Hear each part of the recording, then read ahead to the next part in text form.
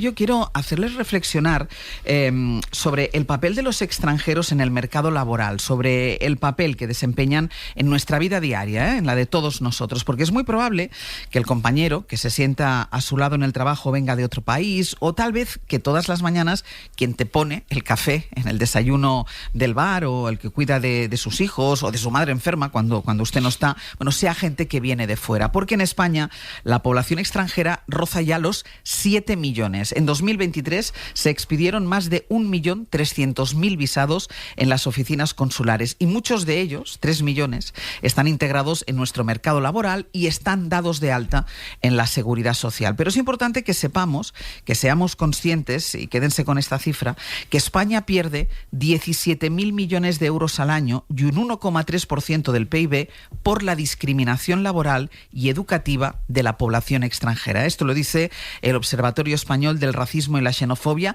El 48% del contenido en redes contra migrantes es violento de manera explícita. Y todo esto mientras organismos como el Banco Mundial y la Comisión Europea calculan que harán falta alrededor de 250.000 migrantes al año para sostener nuestro estado del bienestar. Así que tal vez deberíamos prestarles un poquitín de atención y cuidarles un poquitín más. Este martes entra en vigor, hoy mismo, el nuevo reglamento de extranjería que pretende regularizar a 300.000 personas al año en los próximos 3 ejercicios. Promete menos trámites, más seguridad jurídica, más protección para trabajadores y empleadores y más vías regulares. A partir de hoy todos los visados tendrán una duración mínima de 1 año, los plazos para acceder al arraigo se reducen, pasan de 3 a 2 años y se crea la figura del arraigo de segunda oportunidad para personas que hayan tenido una autorización de residencia y por distintas razones la hayan perdido. Los extranjeros se ha convertido en el gran sustento del mercado laboral español y los datos apuntan a que irá más en los próximos años. Lo que ya está claro, y yo creo que es una evidencia, es que sin ellos la Seguridad Social no podría presumir de los récords de ocupación que ha registrado en los últimos meses. España cuenta en este momento con 3 millones de trabajadores extranjeros. Bueno, en el último año el número de extranjeros que cotizan ha crecido en casi 200.000 personas y el 40% de los nuevos empleos que se crean los ocupan ellos, los que vienen de fuera, los extranjeros. Estefanía Salvatierra, buenos días. ¿Qué tal, Ángeles? Buenos días. Son unas cifras absolutamente rotundas y que además, Estefanía, se dejan notar, miremos como miremos las estadísticas. Sí, son cifras tan rotundas como esta. Entre los menores de 35 años, la afiliación de los extranjeros es 10 puntos porcentuales superior a la de los nacionales. 10 puntos porcentuales. Su afiliación ya tiene más peso. Y esto refleja, por un lado, el problema demográfico de nuestro país, cada vez somos menos, y 2, que quienes llegan lo hacen en edad de trabajar. Tal es así que el 60% de los menores no acompañados o jóvenes extutelados de entre 16 y 23 años con autorización de residencia en vigor estaban afiliados a la Seguridad Social a 31 de diciembre, el 60%. Así que su aportación es fundamental para sostener el crecimiento, ayudan a pagar las pensiones y garantizan la viabilidad del modelo actual. Y si nos fijamos en el lugar de origen, de dónde vienen, casi el 70% proceden de países no europeos, y si nos detenemos a mirar en qué trabajan, tendemos a decir eso de, es que ellos hacen los trabajos que los españoles no quieren hacer. Pero, Estefanía, ¿esto es así o esto también está cambiando? Esto está cambiando, pero poco a poco, porque lo que dicen los datos es que quienes vienen de fuera se ocupan principalmente en el sector primario, en la agricultura, en la ganadería, también en la hostelería, pero sobre todo en el hogar. Quienes nos cuidan en nuestras casas son principalmente extranjeras. El 42% de las afiliadas en el régimen especial del hogar son extranjeras. Hay dadas de alta unas 150.000, aunque las organizaciones estiman en torno a 500.000. Preguntabas si algo está cambiando y la respuesta es sí. Y especialmente es llamativo el caso de los autónomos, porque en el último año ha aumentado un 50% su participación en las ocupaciones consideradas de alto valor añadido, es decir, las relacionadas con las ciencias, la información y la comunicación. Así que llegan más trabajadores cualificados y además crean empleo. ¿Y dónde están, Estefanía, estos trabajadores? ¿Qué peso tienen en nuestra geografía? Bueno, su participación varía en función de la autonomía y de la provincia, pero si los extranjeros representan casi el 14% del total de los afiliados en la media nacional, hay 22 provincias donde están por encima, además de Ceuta y Melilla. En Huelva, por ejemplo, suponen el 28% de los ocupados, en Almería el 24% y en Baleares el 22%. También están ayudando a fijar población en zonas como Huesca, Teruel y Soria, es decir, en la España vaciada. Lo que sí tendría otro análisis ya, Ángels, es por qué en unas tienen tanto peso, en unas provincias tienen tanto peso y en otras es prácticamente minúsculo, como en Jaén y en Córdoba, donde apenas llegan al 4%. Estefanía, gracias.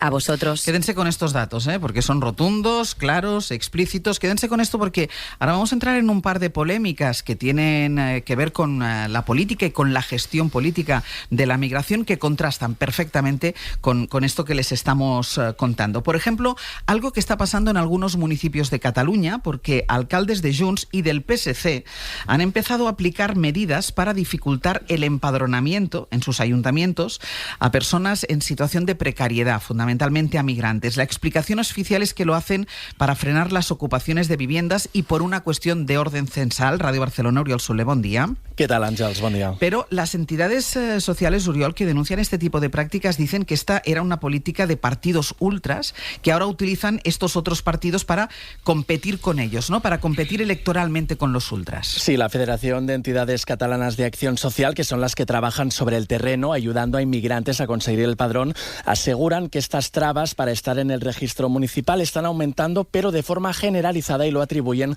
a que muchos alcaldes quieren lucir mano dura contra la inmigración y las ocupaciones. Creen que se han consolidado las narrativas de la extrema derecha. Hi ha una realitat que és que hi ha diferents traves independentment del color polític que hi hagi. Es Kautar Lucaini, portavoz del Padrón de las Entidades Sociales, que advierte que no es una conducta que usen solo partidos de ultraderecha, sino que es independiente del color político, y señala directamente al PSC y a Junts, que suman más de 450 alcaldías en Cataluña y que también tienen líderes locales en esta línea. Veiem com augmenta en els diferents municipis l'ús de l'empadronament com a eina para expulsar invisibles. Dice que se usa el padrón como herramienta para expulsar a personas migrantes y señala directamente a los alcaldes de Junts, de Figueras, Banyoles o Olot, pero también a alcaldes socialistas de grandes ciudades del área metropolitana de Barcelona como l'Hospitalet, Santa Coloma, Cornellà, Mataró o Canovelles. Esto al margen de gobiernos locales que ya son desacomplejadamente xenófobos, diríamos los sospechosos habituales como Xavier García Albiol, del PP en Badalona, o Sílvia Oriols, de Alianza Catalana en Ripoll. No poder empadronarse no es poca cosa, porque tiene consecuencias directas sobre la vida de estas personas, porque les dificulta pedir ayudas básicas, por ejemplo. Oriol, tú nos traes 3 casos especialmente flagrantes de gente que lleva años viviendo en Cataluña y que por distintos motivos ha pasado por un calvario para poder entrar en el registro municipal en medio de una situación personal que ya es muy complicada por sí misma. Sí, por ejemplo, Omar, él vino de Gaza huyendo de las bombas israelíes y llegó a Cataluña en febrero del 2024. Desde entonces le ha pasado de todo. Uno de sus hijos ha sido asesinado, muchos de sus vecinos han huido de Palestina para buscar un lugar seguro, pero lo que no consiguió a la primera es que Mataró, una ciudad de costa a media hora de Barcelona, le inscribiera en el padrón municipal, ya que vive en las calles. Otro caso es el de Ibra, senegalés de nacimiento, estuvo 2 años viviendo en la calle y ahora ha conseguido plaza en un albergue municipal. Su principal problema es que tiene diabetes del tipo 1, necesita inyectarse insulina cada día y sufre por no tener tarjeta sanitaria. En pocos días sabrá si entra o no en el registro municipal de Mataró. Si tú no tienes padrón, tú no puedes cambiar tu vida. Si tú no tienes papeles aquí en España, tú no puedes trabajar, tú no puedes cambiar tu vida. Y el último caso, el último ejemplo de estas trabas por el padrón es Hala. Ella llegó hace 6 años desde Marruecos y le denegaban el padrón por vivir en una habitación realquilada de forma ilegal. Mucho problema para el padrón. Mucho tiempo yo esperando. Cada cita, una cita, otra cita. 3 personas que nos han pedido salir con nombres falsos quieren preservar el anonimato por miedo a represalias, una muestra de cómo de vulnerables e inseguros se sienten ante un trámite que según la ley debería ser tan sencillo como rellenar un formulario. Oriol, gracias. A vosotros. Esto en Cataluña. Déjeme que añada esta fotografía que estamos haciendo sobre la inmigración en España. Primero, como hemos hecho el mapa con los dados, y después algunas circunstancias que se dan en diferentes puntos, en este caso en Cataluña, y ahora en Euskadi, porque que hay una polémica a partir de unas declaraciones del Lehendakari Imanol Pradales. La semana pasada Pradales se preguntó en alto, parece que quería iniciar o arrancar de esta manera una especie de reflexión. Él se preguntaba qué inmigración, de qué tipo necesita Euskadi y cuál es la que llega. Radio Bilbao, Gonzalo Loza, Egunon. ¿Qué tal, Egunon? Y es que además mañana en el Senado una senadora del PNV le va a preguntar al gobierno si va a reducir las plazas del futuro centro de migrantes que hay proyectado en Vitoria, que será el más grande de España. Y una cosa y la otra han llevado al Partido Socialista de Euskadi a decirle al PNV que su discurso se parece al de la caverna de Vox en materia de inmigración. Primero, la delegada del gobierno español afeaba al Lehendakari su posición sobre la inmigración que Euskadi necesita. Decir cuáles son necesarios y cuáles no en función de si tienen un diploma por Harvard. Solo queremos esos, no necesitamos a gente que cuide a nuestros mayores, que limpie nuestras calles, que trabaje en la construcción, en empleos que los vascos y las vascas no queremos. Y después Marisol Garmendia elevaba el tono con el centro de refugiados de Vitoria proyectado en una antigua clínica, un centro con 350 plazas que el PNV rechaza. Me preocupa que el Partido Nacionalista Vasco esté lanzando mensajes que están más cercanos a los mensajes de la caverna. Es decir, del Partido Popular y de Vox. En la sede del PNV no han gustado estas palabras. Fuentes yeltsales aseguran a la SER que las declaraciones son inadmisibles y que toman nota. Cuidado con los términos que se emplean porque como delegada del Gobierno de España que es, lo tomamos como un mensaje de Moncloa. Este debate llegará mañana al Senado y el viernes al Parlamento Vasco. Gonzalo, gracias. Hasta luego. Bueno, pues tomemos estas dos cosas, Carlos. Primero, los datos. El peso que tienen los migrantes en la economía de este país, ya indiscutible. Además, con los datos de paro y afiliación social en la mano, a qué se dedican, qué hacen y qué porcentaje del trabajo ocupan.